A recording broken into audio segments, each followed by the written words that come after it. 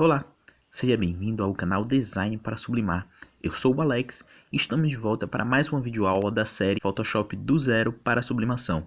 Então, mesmo que você não saiba absolutamente nada de Photoshop, ao final desta série eu quero que você esteja já criando estampas profissionais, somando muito mais aí ao seu negócio, beleza? Antes de mais nada, eu gostaria de agradecer aos inúmeros comentários e feedbacks que recebemos no Facebook. Realmente é muito gratificante e um fator motivador muito importante para continuar fazendo vídeos.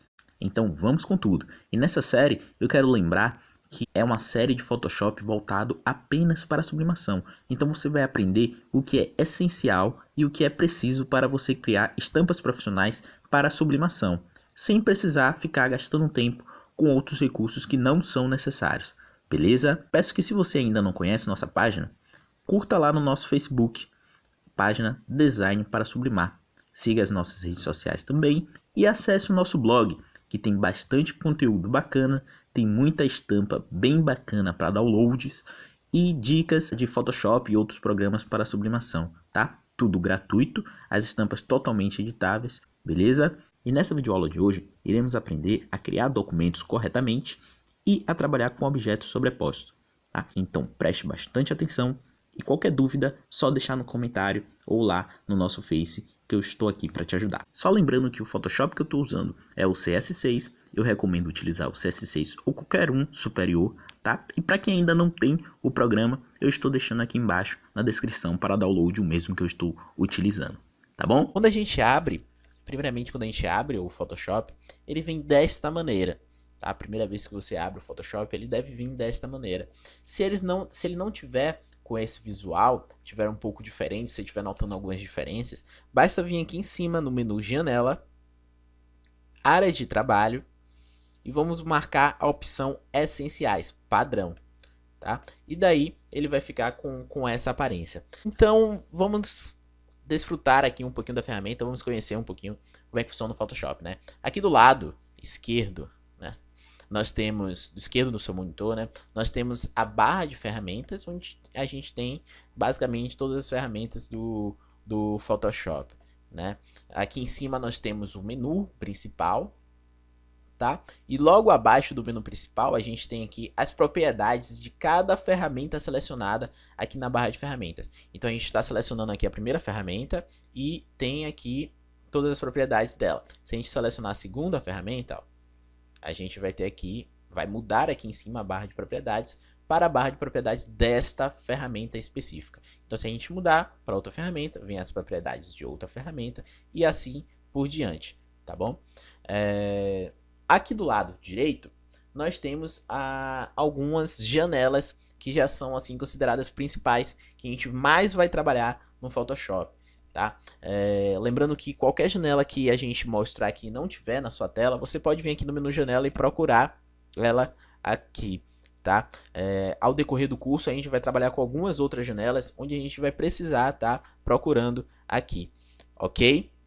Então, como criamos o primeiro projeto, né? Todo esse espaço aqui que nós temos em cinza, em preto, é onde a gente vai trabalhar, mas para isso nós precisamos criar um novo documento. E para criar um novo documento, a gente vai vir aqui no menu Arquivo e clicar em Novo.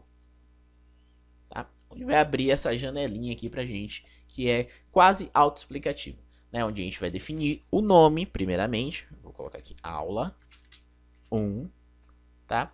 A pré-definição, onde o Photoshop ele já libera pra gente algumas pré-definições, pra gente não precisar colocar ela manualmente, né? A gente trabalha na sublimação, né, para criar uma arte para sublimação, normalmente com papel internacional, tá? Nós temos aqui vários. Você pode dar uma olhada em cada um para ver as configurações, mas nós vamos em papel internacional.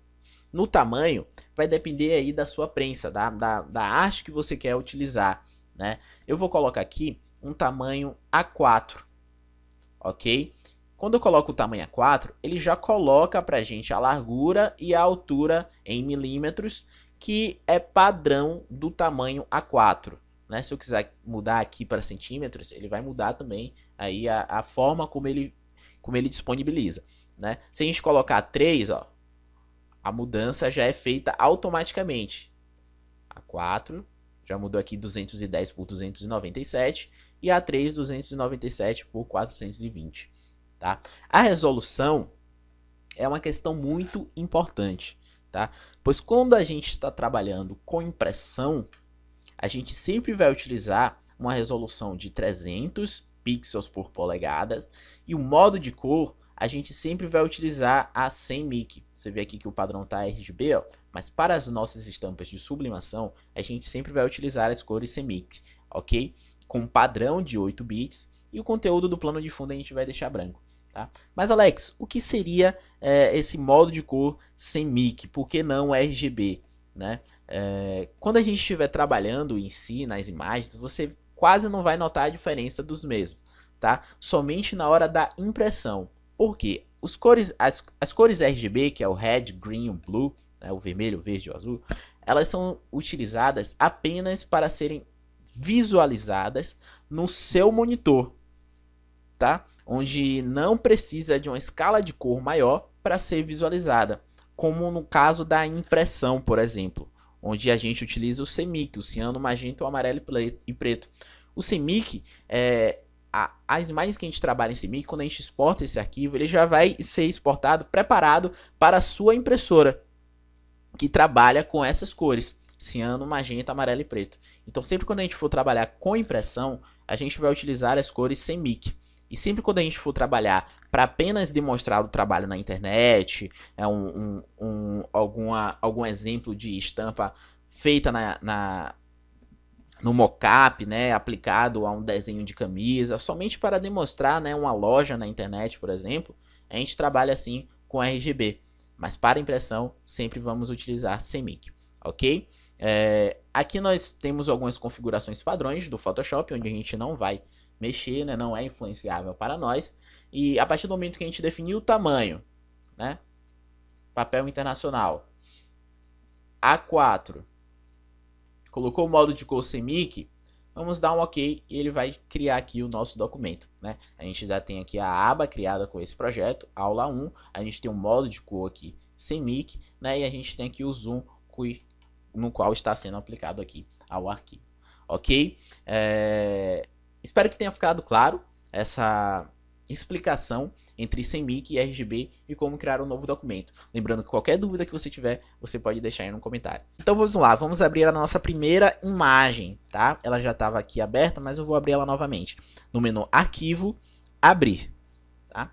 Eu já vou selecionar aqui a imagem moldura, que eu já deixei aqui preparado pra gente. É um arquivo .gif, tá? Que não tem fundo. Vou abrir ela aqui pra gente. Percebam que ela não tem fundo. Mostra esses quadradinhos aqui, padrões do Photoshop, dizendo que ela não tem fundo. É só a moldura, tá? E essas imagens sem fundo a gente acha muito na internet mesmo.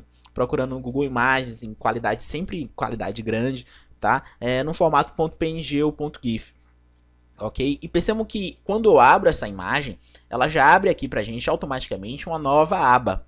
Tá? O Photoshop já abre pra gente uma nova aba com o nome dessa imagem e a extensão dela mesmo, ok? E agora o que a gente tem que fazer é passar essa imagem para a nossa área de trabalho aula 1. E para a gente fazer isso, a gente vai utilizar o comando Ctrl A. Utilizando o comando Ctrl A, ele vai selecionar, reparem que ele vai selecionar toda a minha área de trabalho. Então é muito bom a gente sempre anotar ou gravar muito bem esses comandos, porque no Photoshop a gente vai trabalhar muito com comandos, tá? Para fazer um trabalho mais rápido e de qualidade. Então a gente seleciona o comando Ctrl A, ele vai selecionar toda a área de trabalho do meu objeto, a gente vai dar um Ctrl C para copiar, vai vir na nossa área de trabalho aula 1 e vai dar um Ctrl V para colar, ok? Agora o nosso objeto está aqui na nossa área de trabalho. E percebam que ao lado, na nossa janela Camadas, foi criada uma nova camada, uma camada 1, para o nosso objeto Moldura. Tá? Percebam que aqui do lado eu posso habilitar a visão ou não do nosso objeto.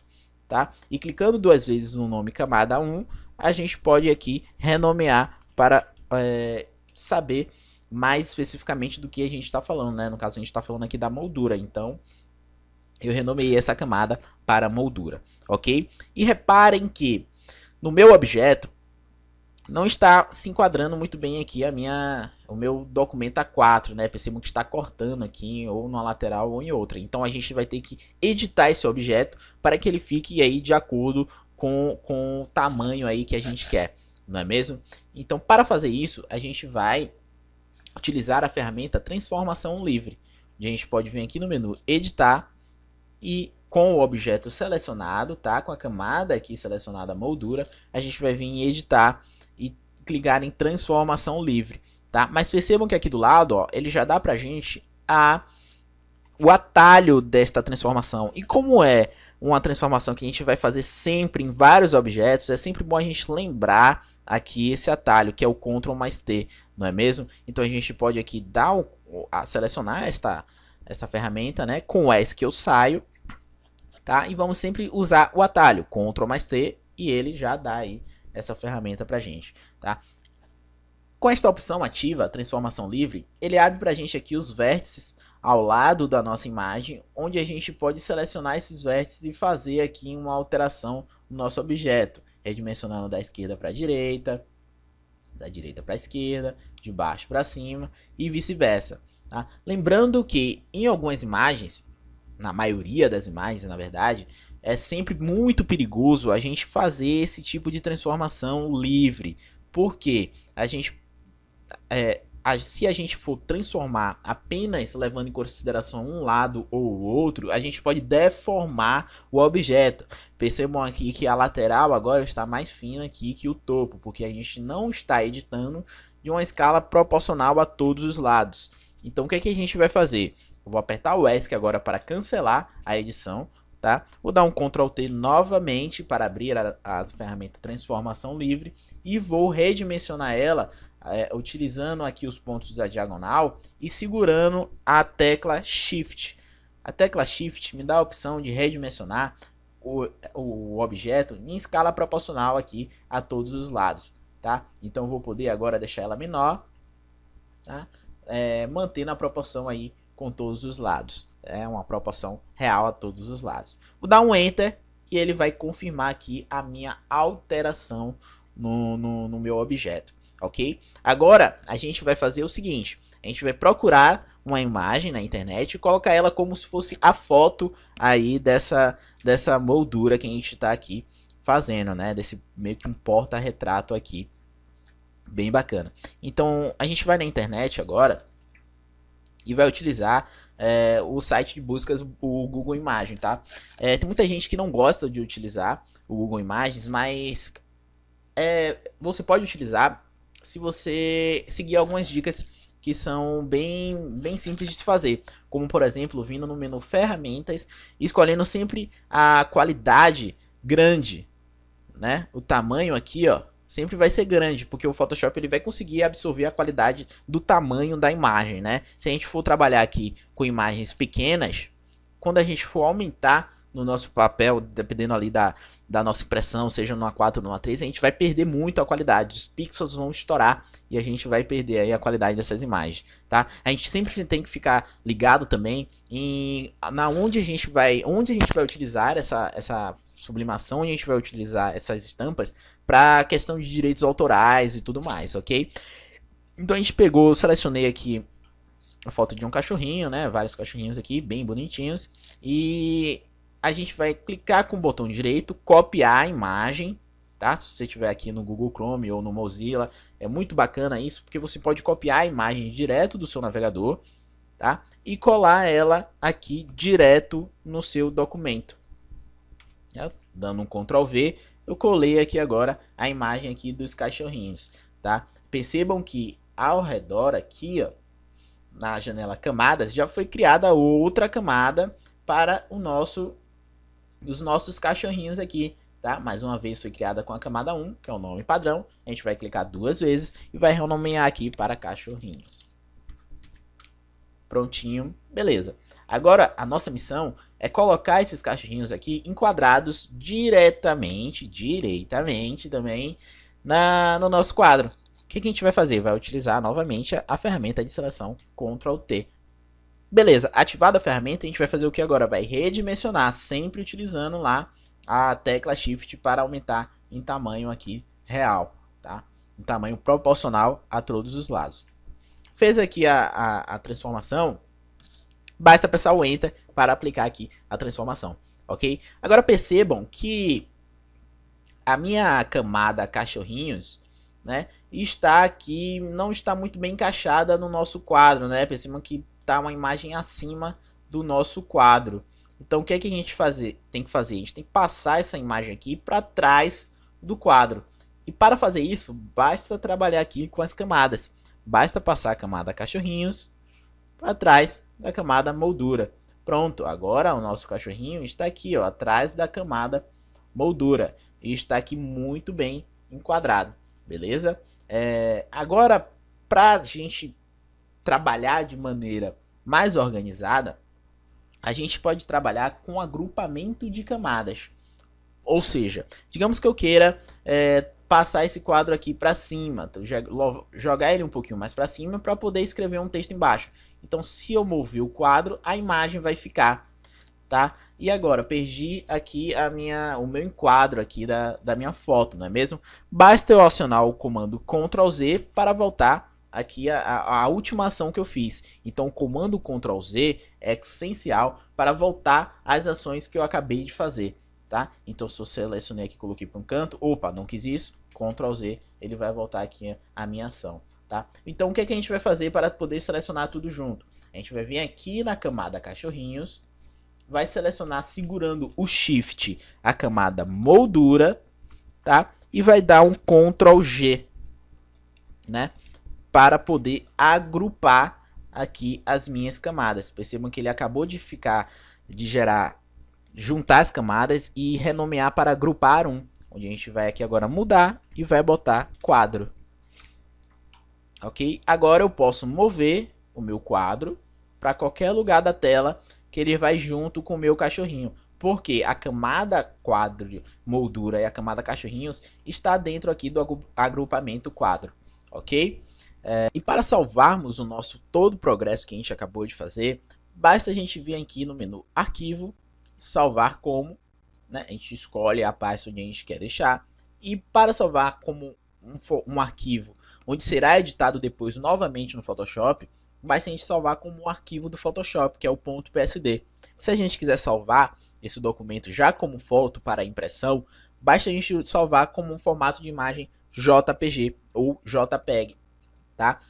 Se a gente quiser já imprimir esse arquivo, vou clicar em salvar e ele vai abrir essa imagem, essa opções de JPEG aqui pra gente, onde a gente sempre vai deixar a qualidade máxima, a opção máxima, e a qualidade 12, que é arquivo grande, a maior que tem.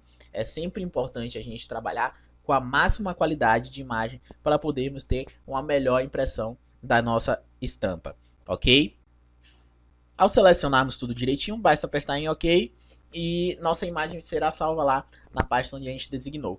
Tá? Lembrando que se a gente quiser salvar essa imagem sem esse fundo daqui, para podermos utilizar em alguma outra composição de imagem, basta vir na camada do fundo branco, que é essa daqui do lado, plano de fundo, e dar um delete. Tá? Reparem que todo o fundo aqui foi removido. Ele fica esse xadrezinho aqui do Photoshop, representando que não existe fundo aqui no nosso documento. Agora, basta eu salvar no formato .png para poder essa imagem ser exportada sem fundo, ok? Então é isso, pessoal. Esse foi mais um vídeo da série Photoshop para sublimação do zero. E eu espero que vocês tenham gostado. Não esquece de deixar o seu gostei e se inscrever no canal para acompanhar as próximas videoaulas, tá? Não esquece de acessar também o nosso blog e nossa página do Facebook. Vejo vocês em breve, até mais!